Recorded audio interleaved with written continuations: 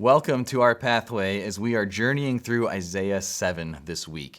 It has one of the most critical verses in the entire book of Isaiah when it predicts the birth of Jesus Christ and that he would be called Emmanuel, God with us.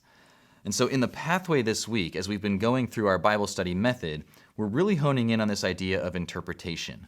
And that is when you start to make these observations, right? Hey, here's this prophecy, a virgin shall have a child, his name will be called Emmanuel. What in the world does that mean?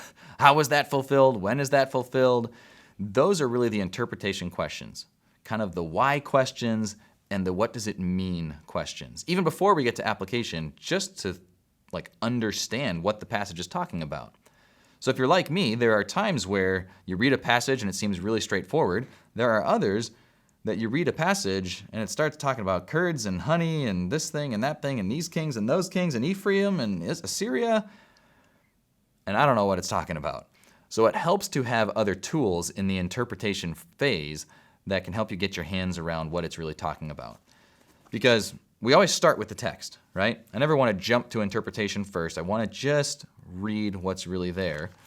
But like this Bible, for example, the one I use from Stage, really just has the text and a few cross-references in the middle. So the other option is you can pick up something like a study Bible, where it not only has cross-references, but also some explanatory notes, some commentary to help understand what the passages are about, especially in those books of history where we don't know all the context. So for example, right here, this study Bible in Isaiah 7:14 has half of a page about what that Emmanuel prophecy means. You can also go a little bit deeper by picking up something like this. These are 2 volumes where it's basically all of the Old and New Testament in 2 volumes. So it's still kind of easy to handle, but we'll have some kind of comments on every passage. And then, of course, you can always get specific commentaries on Isaiah or on whatever book you're reading.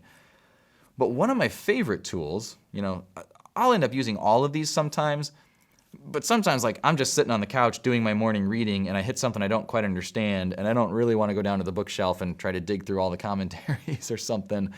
And one of the things that I found most helpful is either an app or a website called Blue Letter Bible.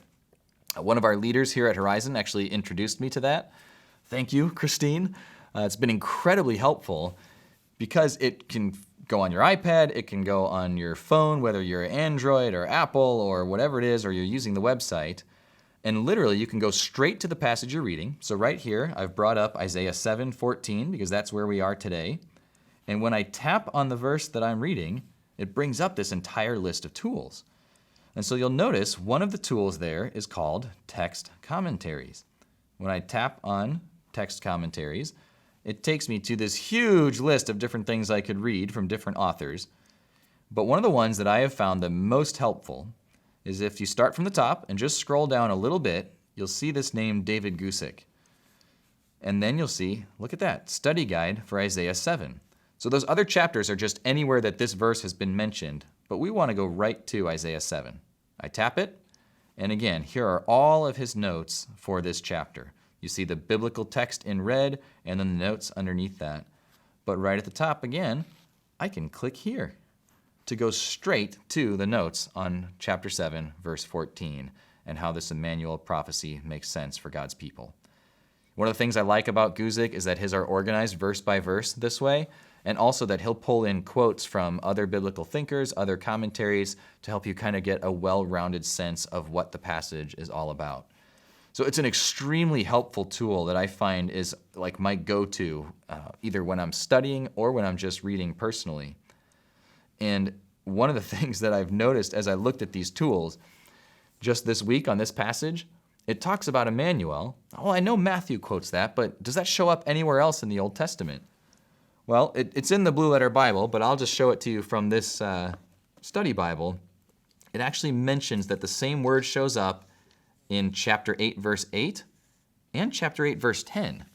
So when I turn the page, I can see it in 8:8. It says right there, it's going to fill your whole land, O Emmanuel. But verse 10 says, to the enemy, take counsel together, but it will come to nothing. Speak the word, but it will not stand, for God is with us. Well, it never said Emmanuel, except you realize if Emmanuel means God with us, it's actually the same Hebrew word right there, but this time translated in English to remind us that no matter what the enemy brings against you, God is with us. So I hope you find those helpful. Maybe you download that Blue Letter Bible app today. I don't get any kickbacks from that, neither does Horizon. It's just really helpful. And find your way kind of exploring around there as you get to know God better through His Word. Thanks for watching.